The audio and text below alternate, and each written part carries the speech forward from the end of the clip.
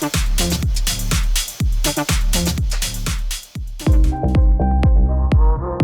of the great things about Force is that it has a crossfader, which you can use in live performance to seamlessly blend between your tracks. It splits your track into group A, B, or an unassigned track. Assigning tracks is really straightforward. Press one of the assign buttons at the top, and red tracks will be assigned to B, yellow are assigned to A. To assign a track to B, simply press the track button, and to assign to A, hold assign A and press its track button. To unassign a track, simply press again. In the mixer window, press settings to change the crossfader's profile from linear to exponential or logarithmic.